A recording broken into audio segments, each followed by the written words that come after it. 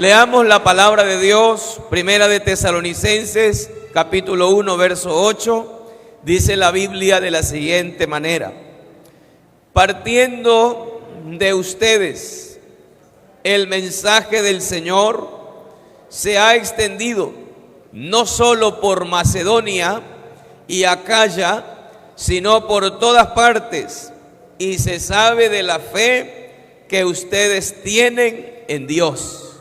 De manera que ya no es necesario que nosotros digamos nada. Siéntese dando una alabanza para el Señor. Gloria al nombre del Señor Jesucristo. El apóstol San Pablo, hablándole a los tesalonicenses, describe la forma y la manera como ellos habían conocido al Señor, y ya no había pues de ninguna manera duda del conocimiento de la palabra de Dios, sino que al contrario, el pueblo había conocido bien la palabra de nuestro Dios. Así que,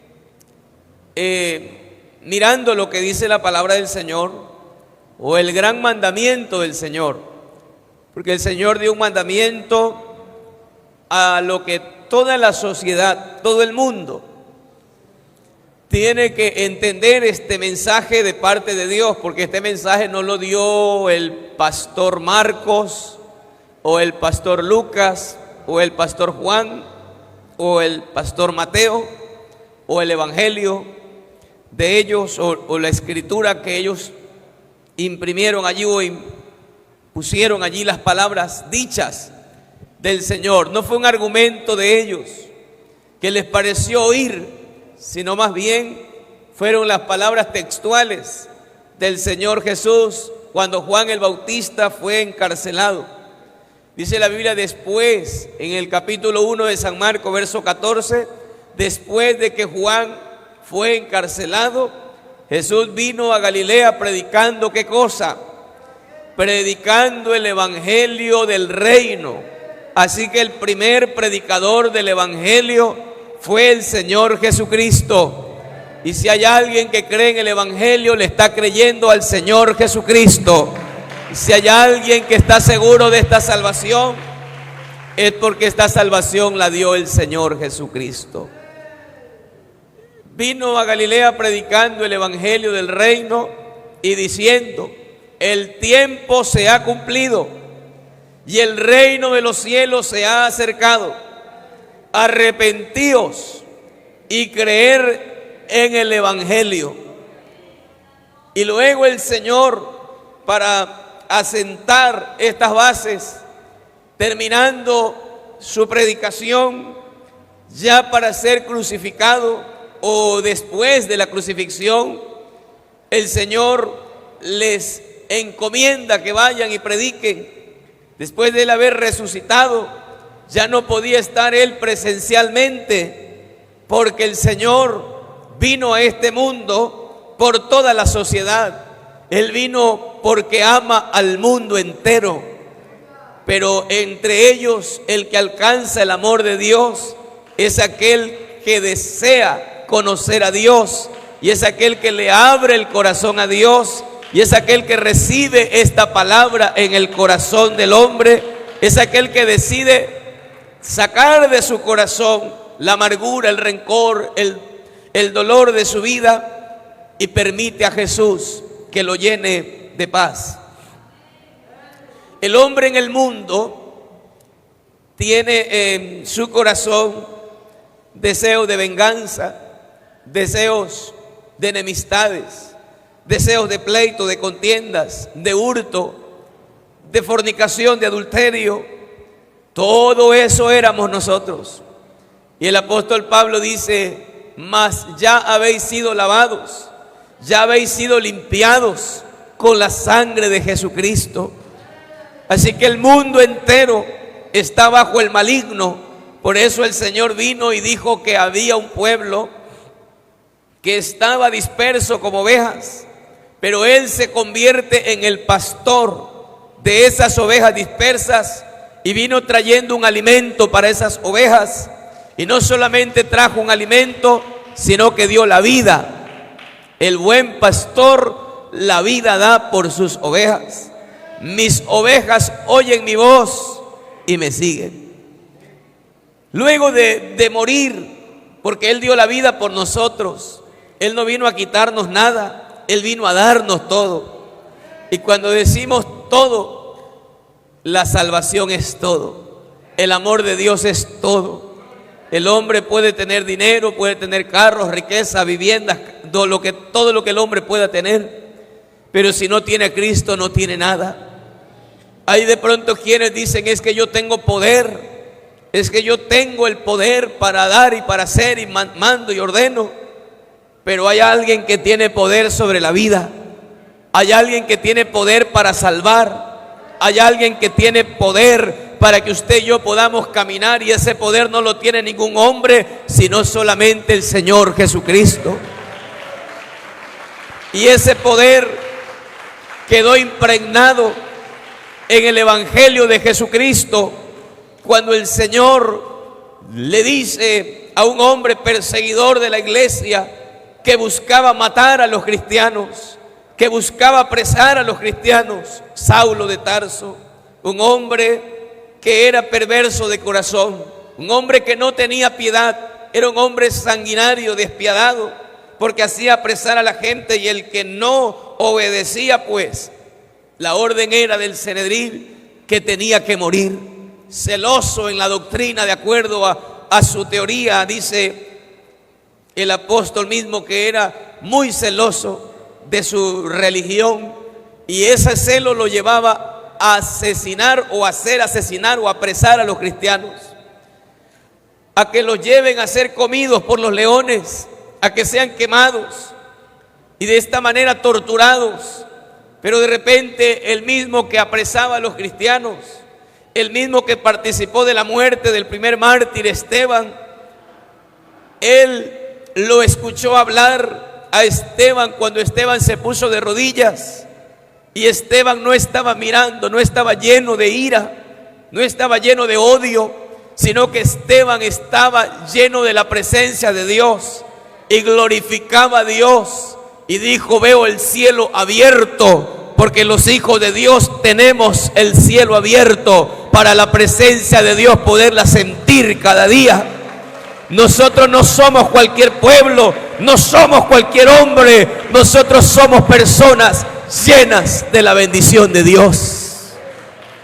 Un hombre quiso atentar contra el pueblo de Dios y usó a uno de los profetas, pagándole dinero para que vaya y maldiga al pueblo de Israel. Pero allí apareció el ángel del Señor y el asno se echó, porque no podía pasar de allí, porque había un Dios que protegía a su pueblo. Y el Señor le dijo a Balaam: si no fuera porque el asno se agachó y no caminó más, en este momento estuvieras muerto. No puedes maldecir a mi pueblo, porque mi pueblo es bendecido por Dios. Así que aquí hay un pueblo bendecido por Dios. Nadie puede hacer otra cosa, nadie puede decir otra cosa. En otras palabras, Dios vino para bendecirnos. Y cuando hablo de bendición, estoy hablando de la bendición más grande que el hombre puede recibir, que es la salvación. Y por eso cuando el Señor murió en el Calvario, resucita, entonces el Señor dice en Marcos 16:15: id por todo el mundo y predicar el evangelio a toda criatura. El que creyere y fuere bautizado será salvo, pero el que no creyere será condenado. Entonces el evangelio se predica por dos cosas: para salvación al que cree y para condenación al que no cree. Así que el Señor dijo: yo no he venido a condenar a nadie. La palabra que he hablado, ella le juzgará en el día postrero.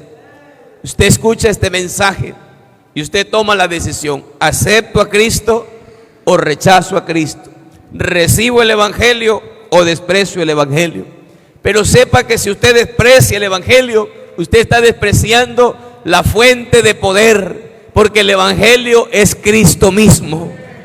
Y por eso dice el apóstol, después de ser un perseguidor, cuando el Señor lo encuentra en el camino y cayendo a tierra, le dijo: Saulo, Saulo, ¿por qué me persigues? Dura cosa te es dar coces contra el aguijón. Y en ese momento le hizo entender que él lo necesitaba, como Dios necesita mucha gente para predicar esta palabra gloriosa. Y ese día le cambia la vida.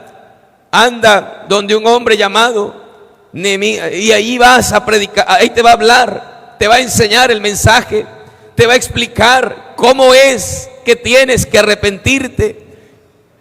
Y él procedió al arrepentimiento, al bautismo, y en ese momento la palabra de nuestro Dios dice que Saulo le cayeron como escama de los ojos, y ese día entendió que tenía que predicar el mensaje de Cristo. Hay una misión que nosotros tenemos, y esa misión es ir por todo el mundo y predicar el evangelio a toda criatura, porque ese es un mandato de parte de Dios. Todos los creyentes, todos los que creemos en el Señor Jesús, nos mandó a ir y predicar el evangelio por todo el mundo. Sin embargo, a veces nosotros no realizamos esa labor, o a veces se lo hace de manera separada, 1, 2, 3 o 4 o 5 nada más, de manera individual, pero no lo hacemos como el cuerpo de Cristo. Qué bonito sería que nos reunamos todos los que estamos aquí y digamos: hoy vamos a hacer un día de evangelismo, unidos como cuerpo de Cristo, y podamos cumplir eficazmente el mandato del Señor, que dijo el apóstol: ay de mí si no predico el evangelio. Es decir, el ay está hablando de un dolor que vendrá. Y entonces, qué bueno es que usted y yo sintamos el deseo de decirle a la sociedad que hay un Dios que los ama, que hay un Dios que está airado por el pecado que hay en nosotros, no con nosotros, ni está enemistado con nosotros, sino por el pecado que mora en nosotros. Y la única manera es reconciliándonos con Dios, acercándonos a Él, volviéndonos a Dios, pidiéndole perdón a nuestro Dios y reconociendo que Él es importante y que Él es indispensable en nuestra vida y que sin Dios no podemos hacer nada. Pronto alguien diga: pero es que para mí es difícil. Sí, es difícil sin Dios.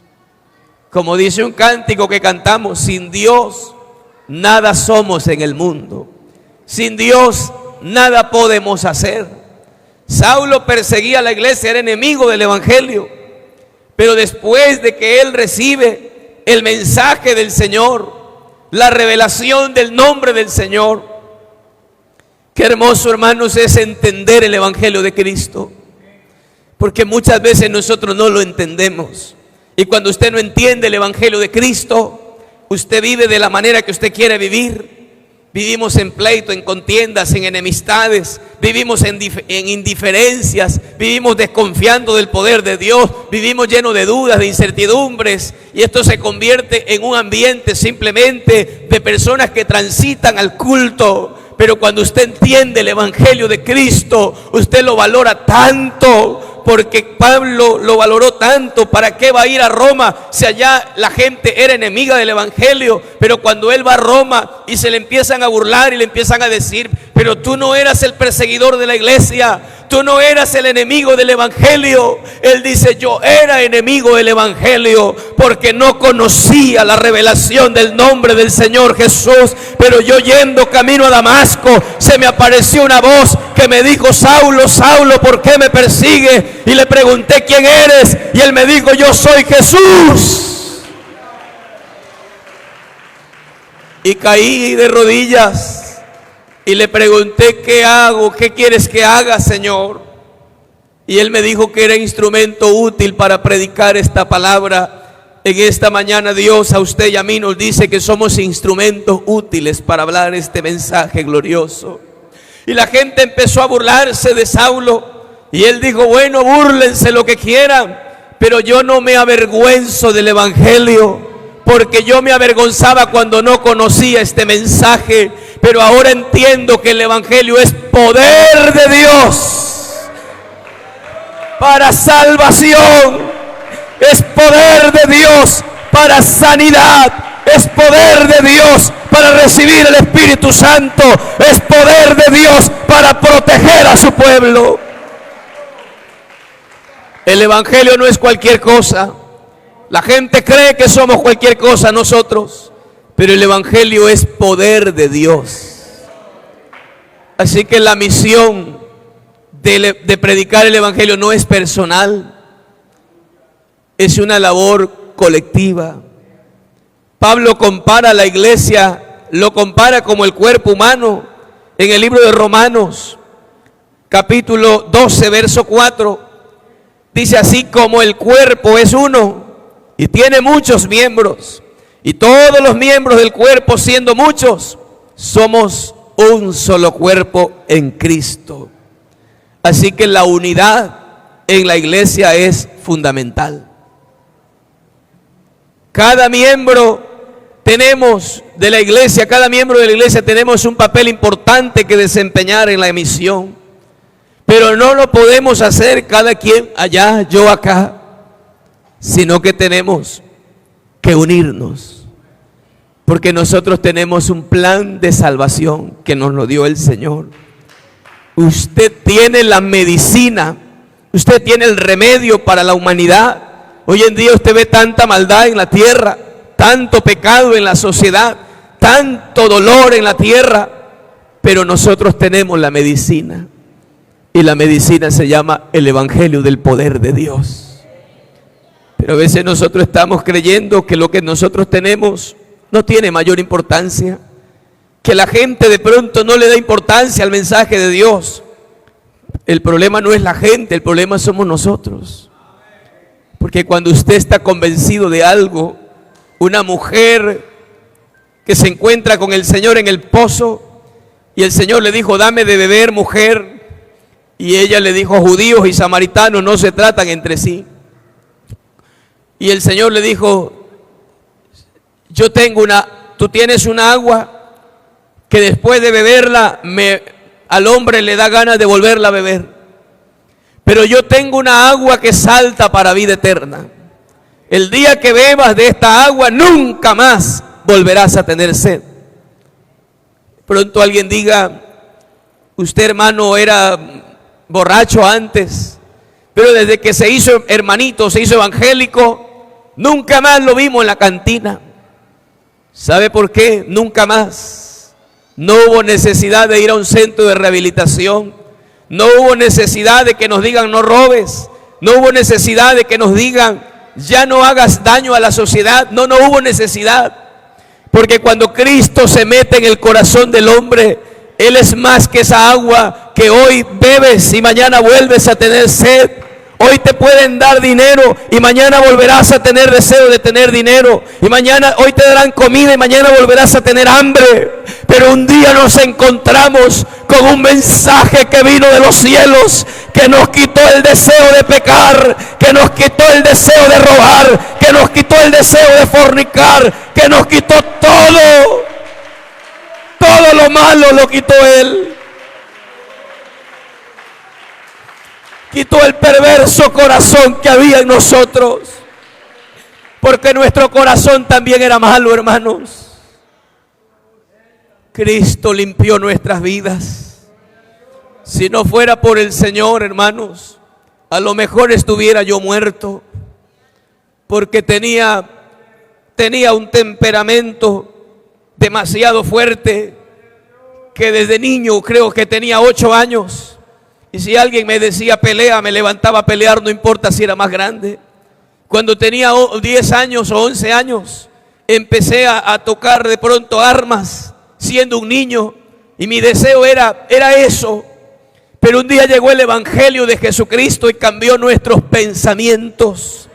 Porque los designios del hombre de continuo solamente son el mal. Pero cuando Cristo llega, nos cambia esos designios y esos pensamientos y nos hace nueva criatura. ¿Cómo no predicar esta palabra si es la única palabra que transforma al hombre? Por eso la iglesia primitiva tenían un gozo tan grande de haber recibido a Cristo como su Salvador, que los mantenía unidos. Y eso, hermanos, ante el mundo es un testimonio poderoso. Cuando los cristianos trabajamos juntos, como dice la Biblia, atraemos bendiciones. Pero cuando trabajamos por separado, las bendiciones no están con nosotros.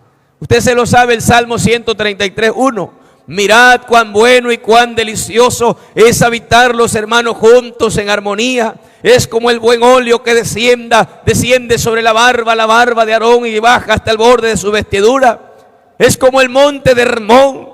Y la Biblia dice, porque allí envía Jehová bendición y vida eterna. ¿Cuántos queremos tener unidad en nuestras vidas? Demostrar el amor de Dios en cada uno de nosotros. De manera que la gente diga, que los inspire. Alguien dijo en alguna ocasión, hay maestros que enseñan, hay maestros que transmiten una enseñanza muy buena, hay maestros que son hasta ejemplo de otros, pero el verdadero maestro es el que inspira.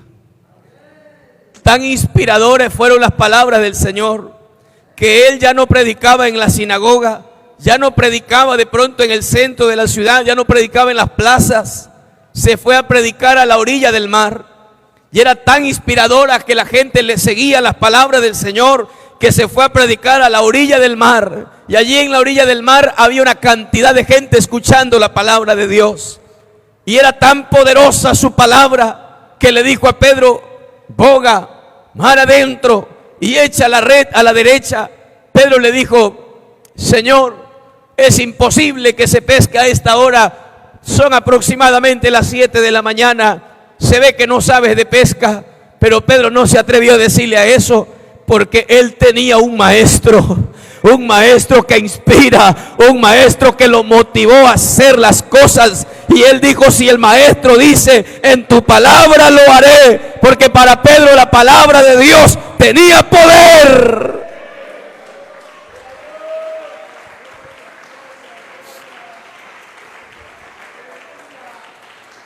Y la gente mirando a la orilla, la gente se dio cuenta que el maestro no era cualquier maestro.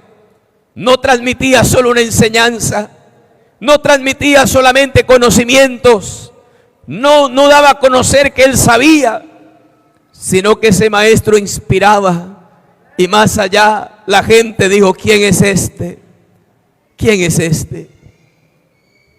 Que el mar le obedece. Imagínense que el mar le obedezca a Dios. Y a veces nosotros los hombres no queremos obedecerle a Dios.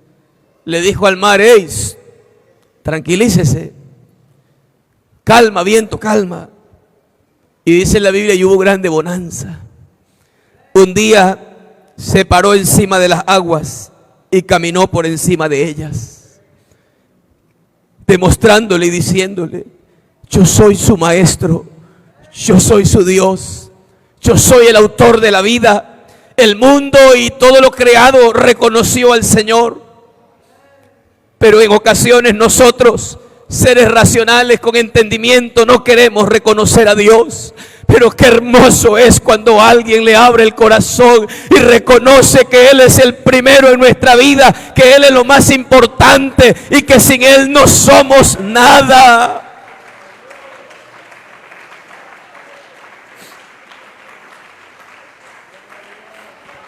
La iglesia primitiva tuvo un crecimiento, y ese crecimiento fue cuantitativo porque la iglesia se mantenía unida.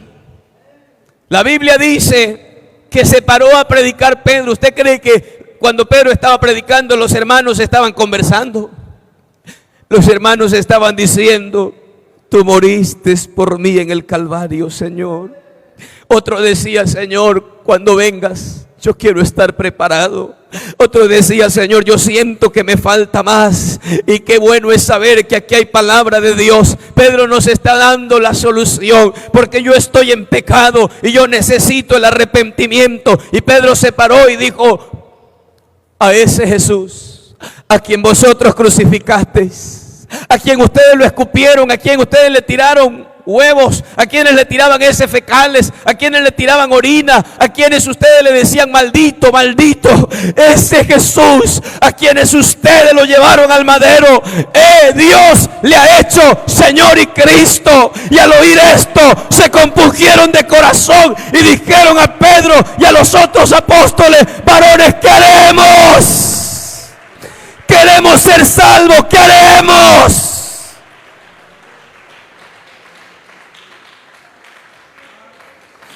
La Biblia dice: se compungieron de corazón. No solo los hermanos que estaban allí, sino también los amigos que estaban allí. Porque la unidad produce eso, aleluya. La gente dice: cómo adoran a Dios, cómo aman a Dios. Qué lindo, qué comportamiento, qué educación que hay en la iglesia. Esa gente es la mejor gente que yo he visto. Son unidos.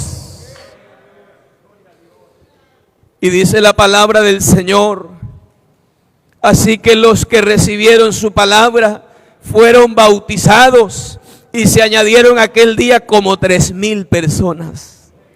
Y perseveraban en la doctrina de los apóstoles, Hechos 2:41 y 42, en la comunión unos con otros, en el partimiento del pan y en las oraciones. Había unidad. Y luego dice la Biblia que ya no fueron 3,000. Ahora dice Hechos capítulo 4, verso 4. Pero muchos de los que habían oído la palabra creyeron, y el número de los varones era como 5,000. ¿Cuántos queremos que nuestro culto ya no sean 100, sino sean 200? Que nuestro culto ya no sean 400, sino sean 500. Pero ¿cuánto nos comprometemos a unidos predicar esta palabra gloriosa? ¿Cuántos queremos comprometernos a amarlo a Dios con todo el corazón y decirle a la sociedad que solamente en Cristo hay esperanza? En Hechos capítulo 5, verso 14, la Biblia dice que el número aumentaba de hombres y de mujeres porque había unidad. No había el uno para allá, el otro para acá. Y los que creían en el Señor aumentaban más. Gran número, así de hombres como de mujeres. Tanto que sacaban a los enfermos a las calles y los ponían en camas y en lechos, para que al pasar Pedro, a lo menos su sombra cayese sobre alguno de ellos. Y aún de las ciudades vecinas muchos venían a Jerusalén, trayendo enfermos y atormentados de espíritus inmundos, y todos eran sanados. ¿Cuántos creemos que el Dios de Pedro es el mismo de ahora? Pero ¿sabe lo que hacía que el poder de Dios se mueva? La unidad que había en la iglesia. Todos creían en el poder de Dios. No había uno que diga: ¿será que se sana? Hace tiempo que yo no veo milagro. Hace tiempo, eso se llama incredulidad. Pero qué bueno es cuando uno va a orar, uno sabe que Dios tiene poder. Él tiene todo el poder y Él va a obrar, porque solamente Él es el dueño de toda la autoridad.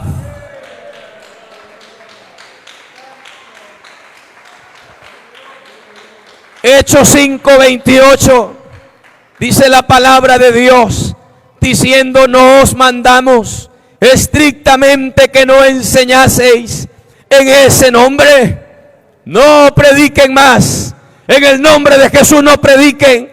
Es que el diablo tiene miedo cuando se invoca el nombre de Jesús. Por eso cuando usted esté en el culto, invoque el nombre de Jesús. Cuando usted esté predicando, invoque el nombre de Jesús. Cuando usted esté orando, invoque el nombre de Jesús. Porque en el nombre de Jesús hay poder.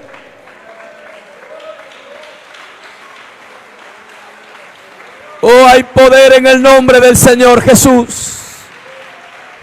Hay poder en el nombre del Señor Jesús. No prediquen, no enseñen más en ese nombre. Y dice la palabra de nuestro Dios: y ahora habéis llenado a Jerusalén de vuestra doctrina. Qué bonito sería que cada uno de nosotros abramos nuestra boca y allá en el colegio llenemos de esa doctrina. Que el mundo no nos llene a nosotros de cosas malas, porque hoy en día tenemos una lucha con nuestros jóvenes, con nuestras señoritas, que el mundo los está invadiendo, el mundo los está contaminando y ya no quieren hablar de Dios, sino que vienen a hablar del mundo y quieren presentar el mundo en ellos. Pero qué bueno sería que aquí hayamos hombres y mujeres que no querramos presentar el mundo en nosotros, sino que presentemos la doctrina de Cristo, que Jesucristo salva, que Jesucristo perdona, que hay un solo Dios y que se llama Jesús y que no hay otro nombre bajo el cielo dado a los hombres en el que podamos ser salvos.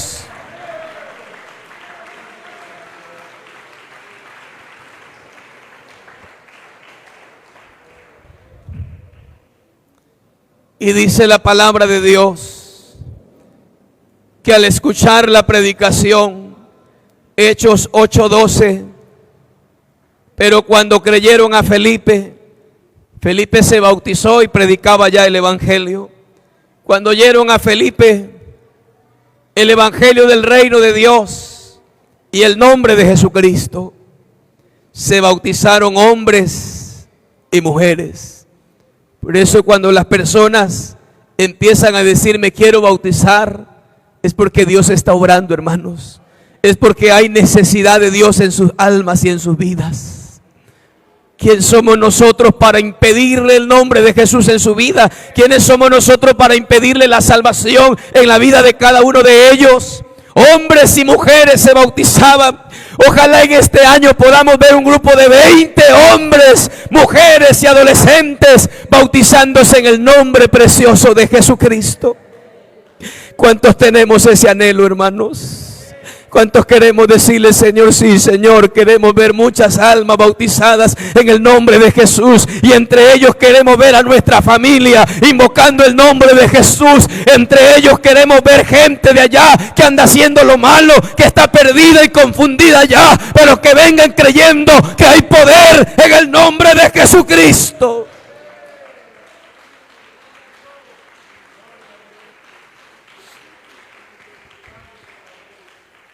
Hechos 14:1 dice la palabra de nuestro Dios. Aconteció en Iconio que entraron juntos en la sinagoga de los judíos y hablaron de tal manera que creyó una gran multitud de judíos, asimismo de griegos. Creyeron judíos y creyeron griegos, recibieron al Señor Jesucristo. Hechos 16:5. Así que las iglesias eran confirmadas en la fe. ¿Cuántos queremos que la fe sea confirmada en nosotros? Y aumentaba el número cada día. Sigamos en Filipenses capítulo 2, verso 2. Hay algunos desafíos de la unidad en la parte de las misiones. Pablo nos exhorta a tener el mismo sentir. Haya pues en vosotros el mismo sentir que hubo también en Cristo Jesús, el que lo llevó a dar su vida por nosotros. Si usted hubiera sido Dios, usted hubiera dicho no, esos no merecen nada, porque estábamos bañados en el pecado, porque estábamos siendo la escoria de este mundo. La Biblia dice que éramos como trapos de inmundicia, Usted sabe lo que es un trapo de inmundicia. Se conocía trapo de inmundicia, los trapos que se ponía una mujer en tiempos de menstruación, y cuando los desechaba a la basura, eso nadie, todo el mundo los cogía en una funda y los echaba. Pero el Señor compara y dice que la vida del hombre pecador, la vida nuestra, era como un trapo de inmundicia. Solo a Él, solamente a Él le nació en el corazón venir por ese pueblo que estaba envuelto en el pecado como trapo de inmundicia, y lavarnos con su sangre preciosa, y lavarnos con su palabra bendita.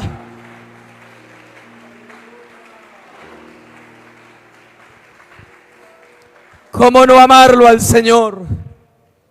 Si yo les preguntara en esta mañana cuántos amamos al Señor, yo creo que todo ese amén va a ser fuerte.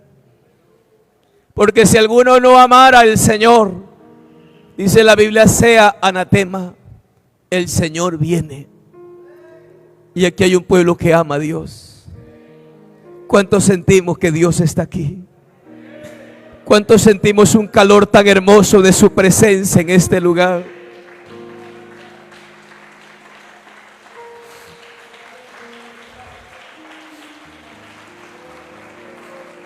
Gracias, Señor. Gracias, Señor. Filipenses 2:2. Completad mi gozo. ¿Cuántos queremos completar el gozo del Señor? Sintiendo lo mismo. El Señor quiere que nosotros lo hagamos sentir gozosos. Completad mi gozo sintiendo lo mismo. Teniendo el mismo amor. ¿Cuál amor? El que tuvo Él. Unánimes. Teniendo una misma cosa. O sintiendo una misma cosa. Nada hagáis por contienda. No hagamos nada por vanagloria. Todo lo que hagamos, hagámoslo con humildad, estimando cada uno a los demás como a superiores a él mismo. Si hay que reconocer la posición de otro, Él es más alto que yo. Y si nos paramos frente a Cristo, Él es más alto que todos nosotros. Con humildad, como ese ser maravilloso que tuvo tanta humildad. Pedro le dijo: Señor, yo voy a orar para que desciendan 2 legiones de ángeles y mate a toda esta gente. ¿Usted cree que Dios no puede matar a alguien que quiera hacernos daño? Dios lo puede hacer, pero Dios es misericordioso. Dios no lo quiere matar físicamente. Dios lo quiere salvar. Dios lo quiere perdonar. Dios lo quiere cambiar. Dios lo quiere hacer nueva criatura.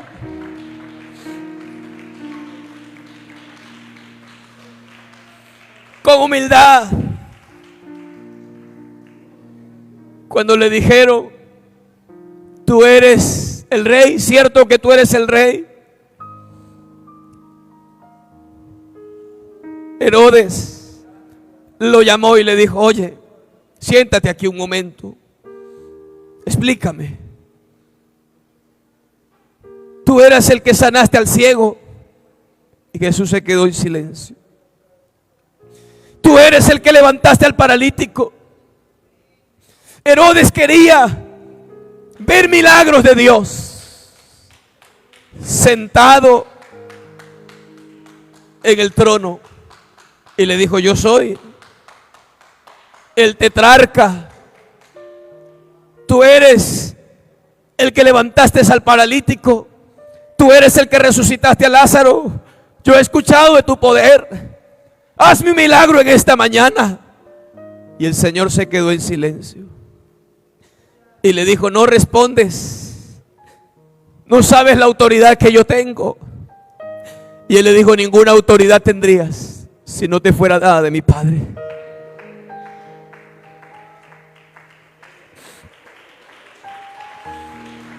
Oh, aleluya. Cualquier autoridad que tengas es solo por autoridad de Dios.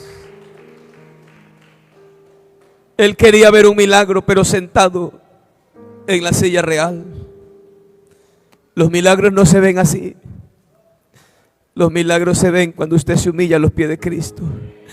Cuando usted le dice: Señor, en tu nombre hay poder, yo no valgo nada, tú eres el más grande, tú eres el Dios soberano.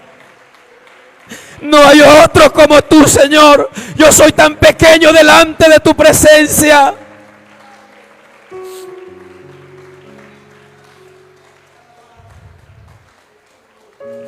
¿Cuántos queremos ser un canal de bendición en esta iglesia? Yo quiero invitar solamente al que quiera ser un canal de bendición. Para ser un canal de bendición tenemos que tirarnos a los pies de Cristo. Y Él tomará nuestras vidas, Él tomará nuestros corazones, Él tomará nuestra boca, Él tomará nuestra mente. Él quiere que seamos un canal de bendición, pero no lo lograremos si no estamos unidos. Yo quiero ser un canal de bendición en esta iglesia, Señor. Yo quiero orar por los enfermos y que los enfermos se sanen. Yo quiero, Señor, tener toda la autoridad y el poder para reprender demonios en el nombre de Jesús. Señor Dios Todopoderoso, que mi predicación no sea mía, sino sea tú en mi vida, Señor. Yo quiero que cuando predique esta palabra, las almas conozcan tu verdad, conozcan tu nombre, conozcan este evangelio precioso. Yo quiero ser un canal de bendición, dígale al Señor. La unidad en las misiones nos invita a reflexionar sobre nuestra disposición de trabajar juntos como un solo cuerpo, superando las diferencias personales, culturales, doctrinales. Solamente una misión tenemos, que es difundir el evangelio de Jesucristo. Al igual que los tesalonicenses impactaron en Macedonia, impactaron en Acaya y más allá, debemos preguntarnos como iglesia: ¿podemos ser un canal de bendición? Llevar este mensaje a los perdidos. Esto requiere de la colaboración de cada uno de nosotros. La unidad es fundamental. El Señor Jesucristo dijo: separado de mí nada podéis hacer. Porque fuera de Cristo no hay nada, dentro de Cristo hay todo. Yo quiero ser parte del cuerpo de Cristo. Quiero ser parte de la unidad de Cristo. Quiero ser parte de esa vid verdadera. Yo quiero ser aquel que da frutos poderosos en Dios. Dígale al Señor con sus propias palabras: lléname, Señor, de tu Espíritu Santo. Toda potestad me es dada en el cielo y en la tierra. Por tanto, id y haced discípulos. ¡Oh, aleluya! En el nombre del Señor, en el nombre del Señor Dios Todopoderoso.